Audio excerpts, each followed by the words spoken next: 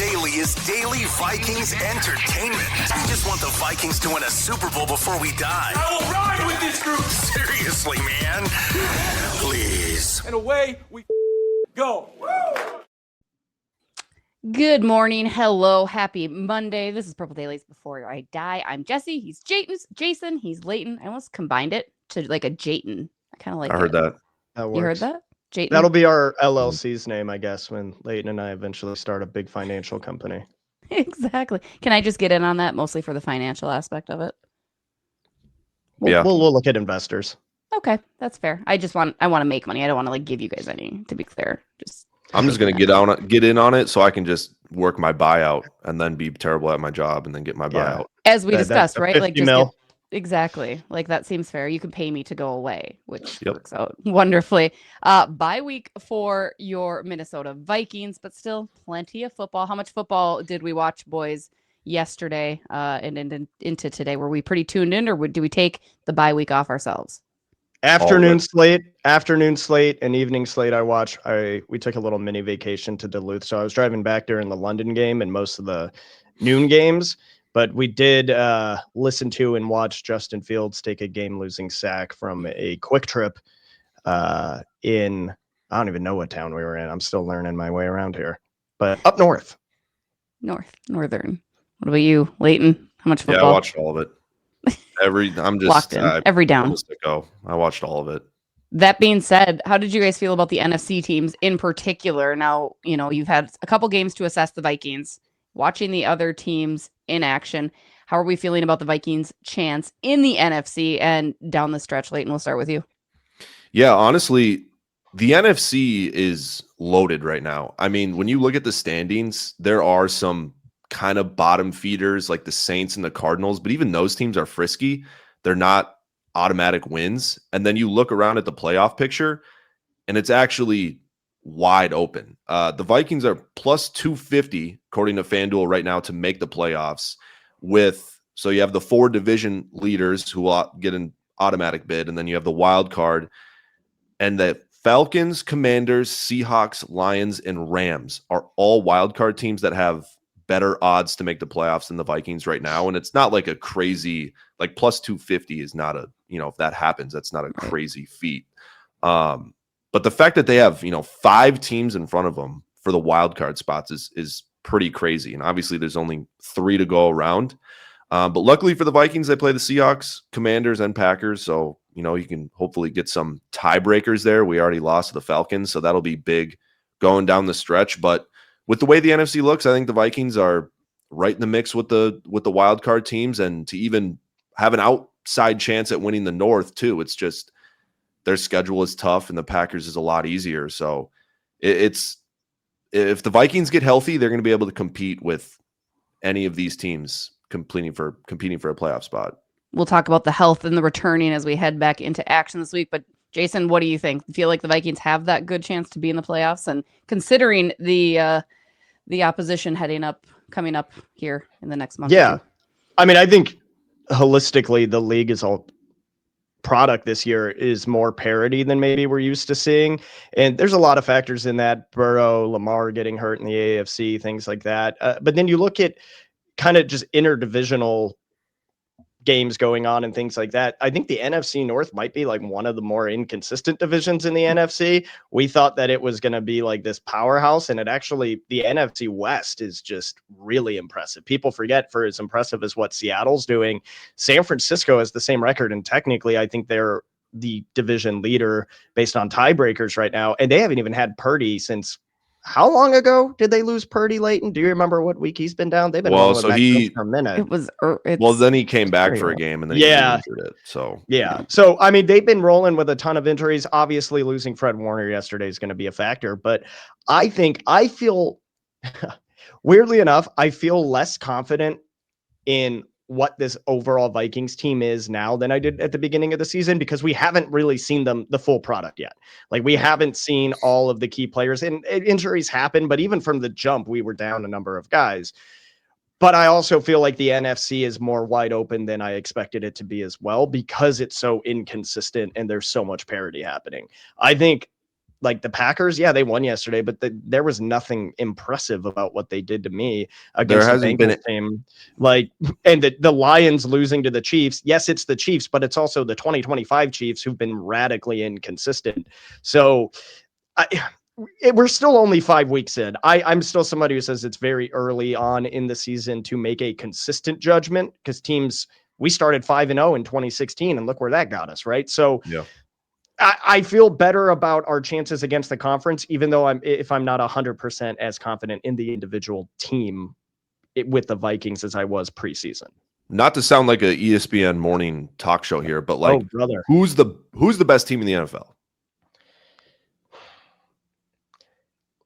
I mean, it's crazy how wide open it is. You can't really put your finger on anyone. I'm going to say every team has it does.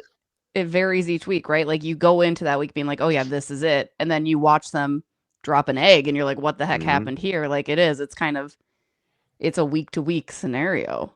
Right. I'm going to say the Chiefs just because I think if they go up against anyone, I'm just going to take them to win one game. Yeah.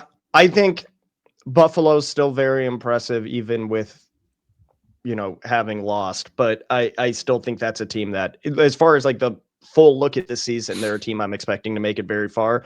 But the Chiefs, I think they'll get back on track. I think that they're probably going to see a big boost from Rice coming back in that passing game. But we'll have to see. I don't even know if he's going to play, majority of snaps coming back after missing 6 weeks. So we'll have to see what happens with them, but I think they can only get better. And they're also a team I wouldn't be shocked if they make some serious trades towards the deadline. We talked about injuries and not getting to see the full product of your Minnesota Vikings because they have been riddled with the injury bug. Given the amount of players that were out against the Browns heading into the bye week, we talked about bye week was priority to get healthy. How many players do we expect back, Jason? Who are you keen in on being back? And we'll dive into J.J. McCarthy and his injury in kind of a separate section of this. So let's talk about all the other guys aside from McCarthy. Who do you think will be back this week? My gut would say Cashman and possibly Van Ginkel. It just depends. I know that they were saying he was dealing with a neck injury. Those are pretty serious. I think if it was more serious, they probably would have placed him on IR, would have been my guess. I think Cashman is going to be a big one. I think the center position, I don't expect Ryan Kelly back, but I do think you're going to have the option to put Juergens back in if you want. Donovan Jackson, I think, did we get an exact time frame on him? I've heard inconsistent. He was wrist, right? Yeah, he had that wrist surgery, but was allowed until after the bye. So I feel. I think he got work last week, but I wasn't 100% sure if there was a chance he played. I'd love to have him back because then you could put Juergens out there, a true center, and if something's going inconsistent, you could switch in Brandel if needed. But I'd expect help there. I don't know 100% about the quarterback position because when we get to that, we'll obviously talk about 2 potential quarterback injuries, but I think the defense is going to get some help. I think Cashman is probably the likeliest to come back and hopefully AVG, because if you get both of them back, it's a game changer for that defense. Yeah. Leighton, what do you think? Or who are you needing back? Who are the guys that you're like, I need them in?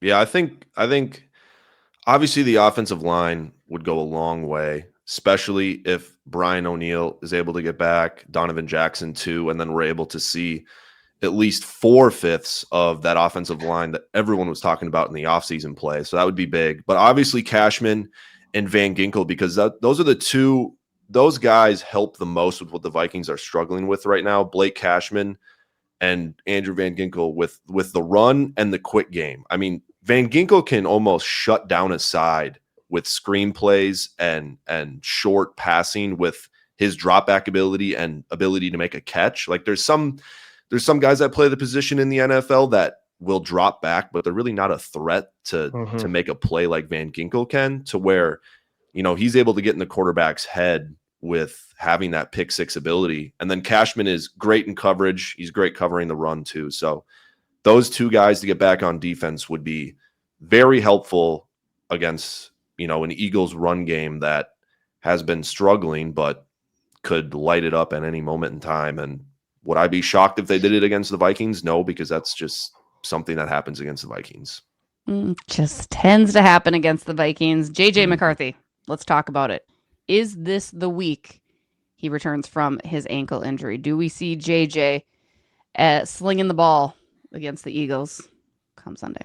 I don't think so. I think the short week, the next week plays a big factor into it too. Just I don't know if you want to give him 3 more days and then be like, okay, yeah, now he's for sure 100% ready to go on Thursday, instead of, because like KOC said, if he's not 100%, he's not going to go. And that's right. Just, I don't know if he can get a full week of practice. I think whatever KOC, I don't know if he's talking today or tomorrow to the media, but I feel like we'll have a very good idea on who is playing, especially JJ McCarthy, and who's going to be out. But I don't think he's going to play this week. I don't think it has anything to do with the opponent. I don't think it has anything to do with anything but just not being 100% healthy and that plant foot being ready to go. But right. I could, outside chance at Thursday night, maybe I could see it. Do we think Carson Wentz is fully good to go? We saw him get injured. Do we think that's no? We're shaking our head, Jason. I don't think he's fully good to go. I mean, you have to put somebody out there, right? And as fun as it would be just to say, screw it, Brosmer ball time, like, let's see what happens there. I think that they'd rather go with a 90% McCarthy or 90% Wentz if either of them are even at that level. But I forgot exactly who reported it. I think it was Ben Gessling, but that he will be limited. Wentz will be in practice likely this week. And I know one of KO's last things he said before kind of the radio silence of the bye week happened was that he was getting further evaluations. So we'll have to see what that looks like. When it comes to McCarthy, I think we're going to find a lot out or nothing at all, because to Leighton's point, KO might speak today or is going to speak today or tomorrow, but sometimes he says a lot and sometimes he says just a bunch of words that mean nothing. It depends, I think, on what that work for him looked like last week.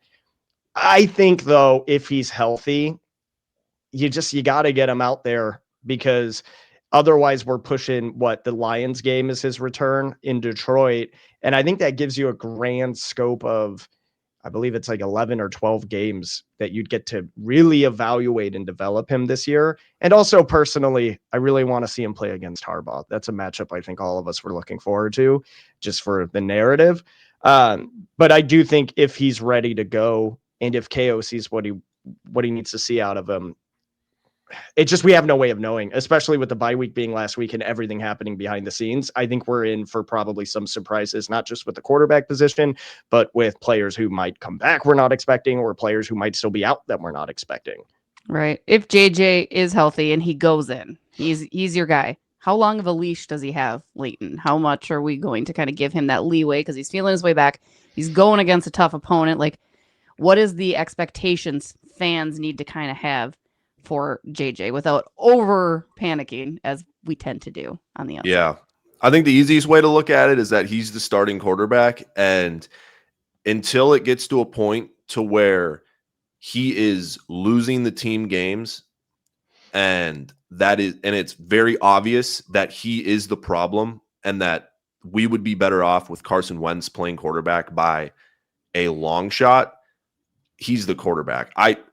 If you were to ask me, truth serum, if you were to ask me, do we have a better chance at winning a game with Carson Wentz or JJ McCarthy? You'd probably have to go with Carson Wentz right now just because of the experience. Does that mean JJ McCarthy is incapable of winning games and can't do the same thing Wentz has been doing? No, but it's just, I don't know. I've been watching Wentz in the short, like, people were very hesitant, or they were questioning KOC's play calling with the short game when JJ McCarthy was in. It's like, maybe they weren't running it because JJ McCarthy couldn't do it. Maybe he just was struggling to make quick reads like that, to where Carson Wentz, he's been in the league forever and he's way better at running quick games and making quick reads. I mean, that's a big possibility that happened, to where, but I mean, long story short, I think JJ McCarthy's your guy, and I think he's going to have a long leash. Unless this defense is only letting up like 7 points a game and the Vikings offense can't match that, then you got to know what you have. After this season, you 100% got to know what you have. He's either the guy or he's not, and you got to do something about it. I will say, though, I think it's a mix of both, because KO did have comments being like, in order to execute the quick game, you have to have XYZ. I forgot exactly what he said, but he also, and Judd and Phil talked about this last week when he was asked about adjusting his play calling against the Browns. He seemed really like not super stoked that he had to call the game he called, even though I think for most of us fans, we were like, this is the best, one of the best called games we've seen you have because you adjusted to the necessity of the situation. Right. So it could go either way there, but I think you have to, again, to Leighton's point, unless he is the sole reason you are losing games, like we're looking at a Petterman type situation or Justin Fields yesterday almost, right?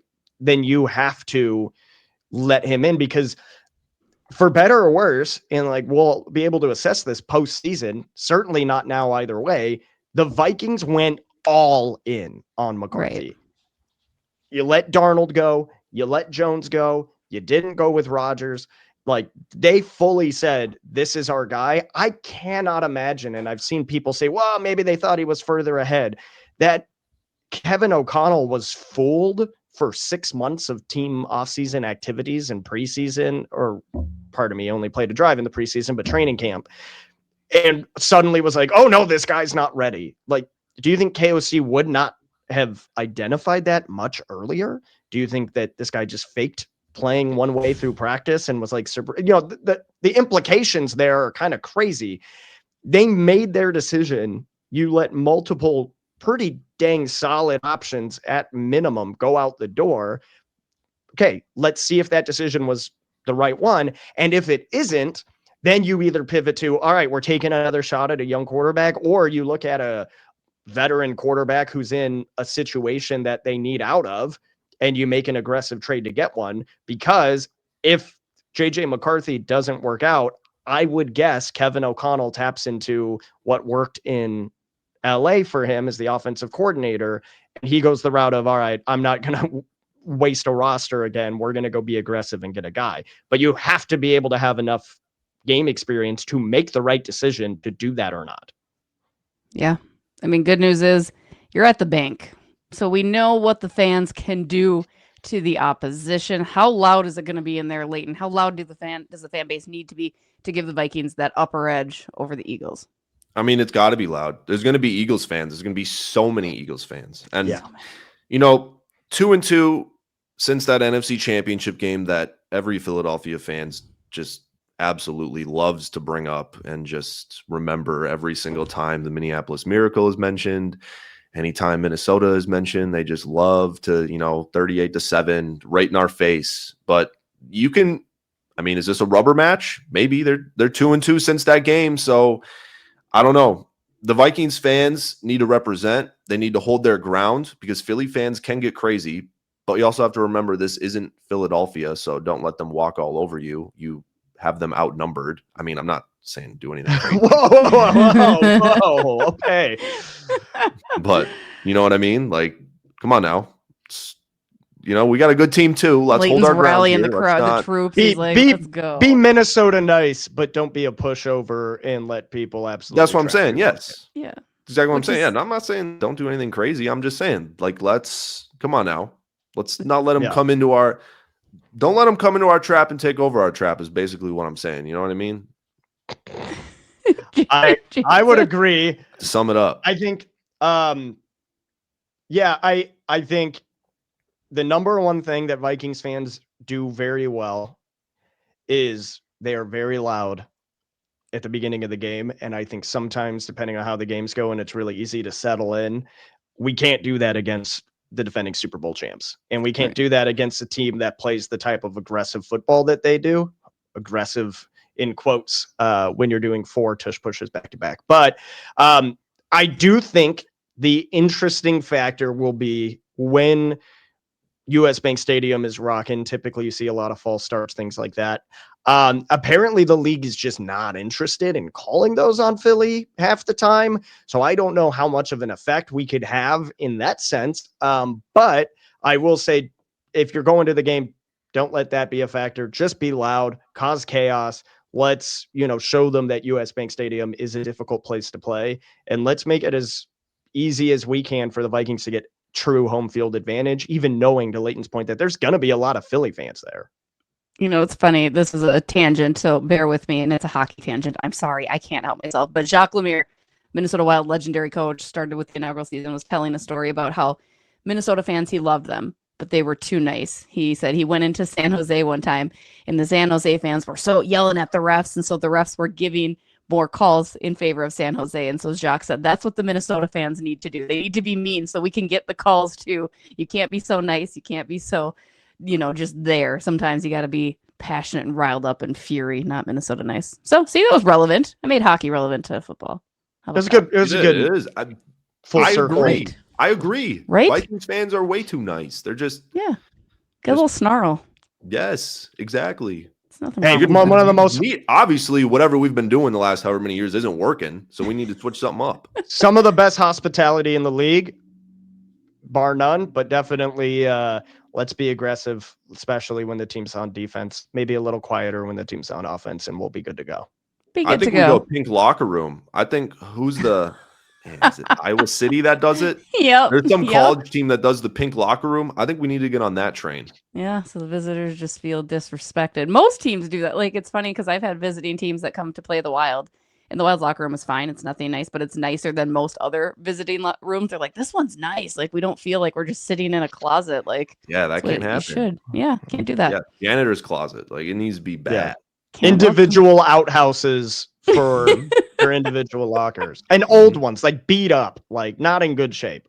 Exactly. All right, let's get to some comments from YouTube, boys. From Sunday's Purple Daily, Chris Miller says, it's a get-right game for the Eagles. Eagles going 0-2 and losing embarrassingly last game was terrible for Minnesota. They're angry and coming into Minnesota in win-now mode. I think the Eagles are going to run all over Minnesota, unfortunately. So the question I have for you, boys, is, and we'll start with you, Jason, should the Minnesota Vikings be more worried about the Eagles, even more so than normal, since they have lost 2 straight? I think the problems Philly is having is so systemic within their locker room and their offense. Saquon is Saquon, right? And the Vikings run defense has given up some massive performances. So that's my number one worry. In regards to like them as a whole, obviously Jalen Hurts and his receivers are not on the same page. You're having drama in that locker room. Those are things that could plant a seed of distrust in key situations and dysfunction. I think we've seen that before from this exact team too. Yeah. Mm-hmm. I think if they don't have that fixed, and there's really no way for us to know, right? But I think that they might kind of be so dysfunctional that we're able to take advantage of that.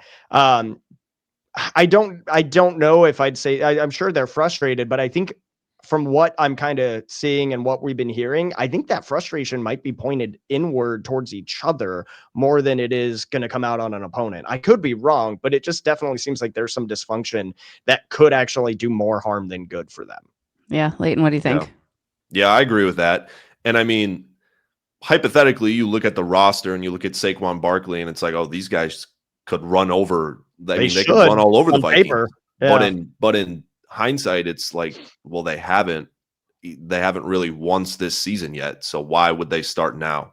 I think that's partially my Minnesota bias. Like I said earlier, it's just something that would happen against the Vikings. And would I be surprised if Saquon Barkley runs for 100 yards? No, because he is Saquon Barkley. But at the same time, we haven't seen it happen yet. So I wouldn't be surprised also if it didn't happen against the Vikings. But I don't think I don't know if they're going to be hungrier. Like it still is week 7. So I don't think we're getting a more fierce Eagles team. But yeah, it's going to be a tough game, no doubt.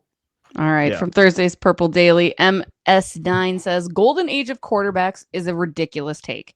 The rules today make average quarterbacks look good. Leighton, what do you think? True or false? No, I mean, I don't know. No, I don't know what. I just think the offensive schemes and play calling and creation are just at an all-time high. And I also think NFL franchises are now finding out that guys who have been in the league a while, the Daniel Jones, Sam Darnold, Baker Mayfields of the world, can actually be serviceable and maybe shouldn't be written off for guys who have never played in the NFL before. I think it's, I don't think guys are having a longer leash because teams did move on from those guys. I think it's just people are just finding newfound success with guys who have been in the league and have experience and know kind of what an NFL game and team and experience is like, to where that goes a long way. I mean, the more football you play, on average, you're just going to keep getting better and better. So, however many years Sam Darnold in the league compared to a rookie quarterback, it's going to be way different. Yeah, Jason, what percentage of today's QB numbers can be attributed to the rules of the game? Oh, gosh. I mean, I'd say rules individually like 30 to 40. I mean, the game has changed. The game has evolved. The positions, like multiple things can be true. The rules of the game in order to, make the game, it's an entertainment product at the end of the day.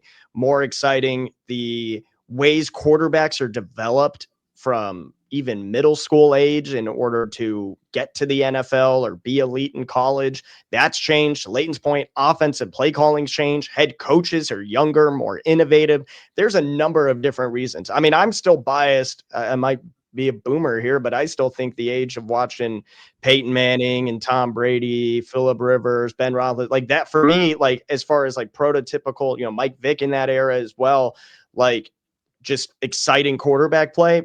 I was in high school. Maybe that's when I was most impressionable by quarterback play. That's always going to stand out to me.